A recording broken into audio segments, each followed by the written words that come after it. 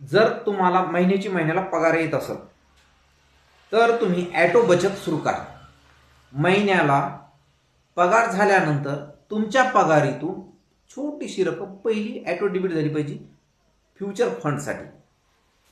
हा future fund किती असावा आणि तुमची बचत किती असावी, किंवा तुम्ही जी ठराविक बचत करणार आहात त्याचा तुम्हाला भविष्यामध्ये किती मोठी रक्कम भेटेल, याच्या सविस्तर मार्गदर्शनासाठी तुम्ही माझ्याशी 1-to-1 व्हिजिट करा.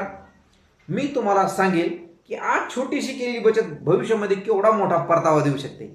माझं नाव वैभव माळदे, मी फायनान्शियल ॲडवायझर आहे आणि खूप छान काम करतोय. दरवर्षी किमान 4,000 ते 5,000 लोकांना मी गायडन्स करतो.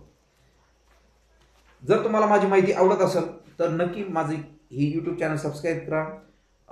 माझं बाकीचे फेसबुक पेज आहे, इंस्टाग्राम आय डी आहे, फॉलो करा आणि तुमच्या मित्रांसुद्धा सबस्क्राईब करायला लावा.